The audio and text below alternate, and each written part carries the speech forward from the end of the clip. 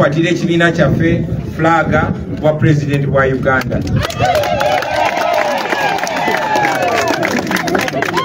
Njagala manye baganda bange nti si kinyumu, si kwagala nnyo, si kwagala bitiibwa oba tutumu, naye waliwo olugendo olutanaba kuguka. Olwaleero mwandibadde mundaba ne baganda bange kuba buli bwe mundaba wonna Eddie Mutwe ambeera ku saidi. Oba ebiseera gye bivuddeko nga Eddie Mutwe bw'abaawo ku security kubaako abantu nga Bamachete. Nina ne mikwano gyange mingi nga Bakibalama eyali neba wange Magere, nga Mwami Damulira eyali muwagizi waffe nnyo okuva ewa Kiseka n'abalala bangi. Tetusobodde kubeera nabo olunaku lwaleero. Naye ndi musanyufu nti baganda baffe bakiikiriddwa. Kya kitiibwa nti olunaku lwaleero nzize ne maama wa Eddie Sebuufu gwe tumanyi nga Eddie Mutwe abeerewo olwaleero. Ndi musanyufu nti olwaleero ndi ne maama wa Machete oba Sekitoleko Yasini, kubanga Sekitoleko taliiwo, Eddie Mutwe ali mukomera ne Machete bali mukomera awatali musango.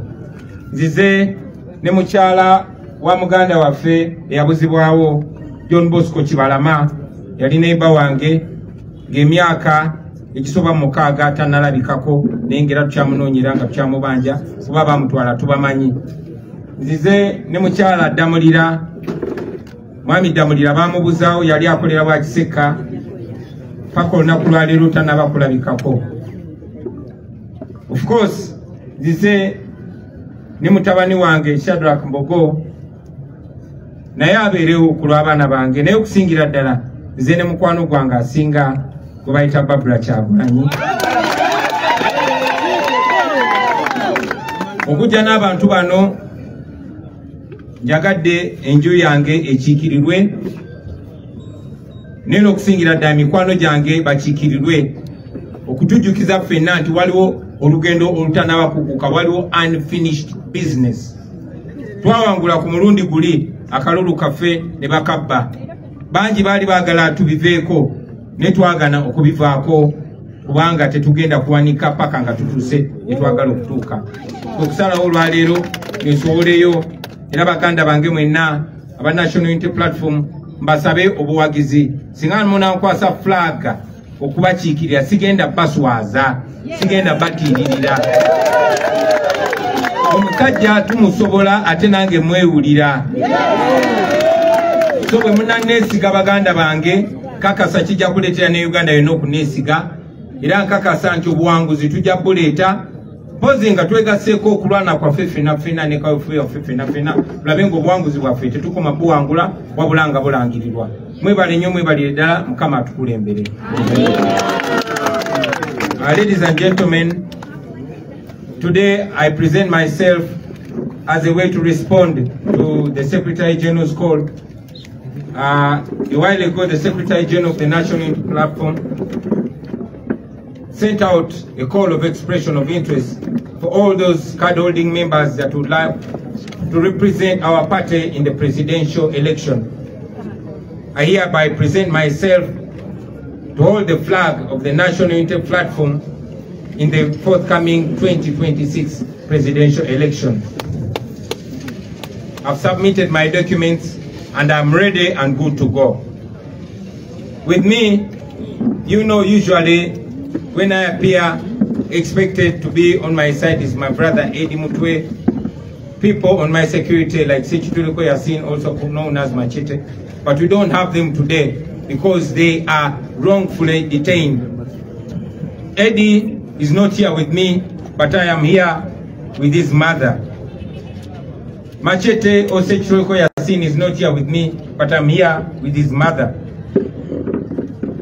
John Bosco Kibalama is not here with me, but I'm here with his wife.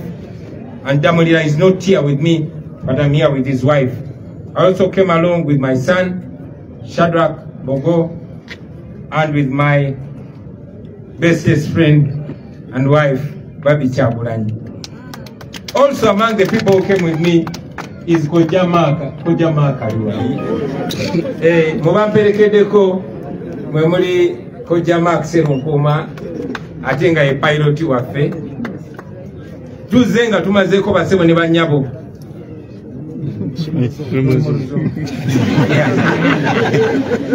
We have come ready and good to go. My promise to you, members of the National Unity Platform, if you trust me with the flag of the party once again, I promise not to let you down. I promise to bring victory.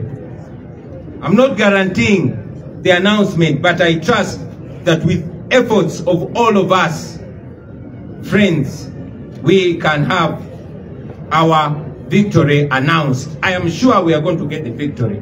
But to announce the victory is going to take all of us. So, if you trust me, I will ensure that I use all my might in this forthcoming protest vote, not to let you down, ladies and gentlemen. Thank you very much, and may God guide us all the way. Our power. People power. Thank you. Thank you. Okay.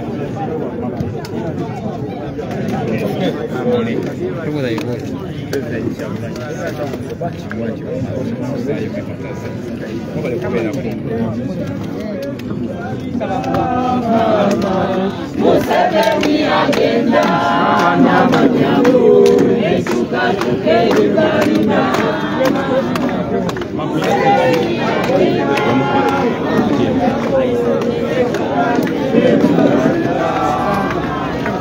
Museveni agenda n'amanyago esuka tukebalina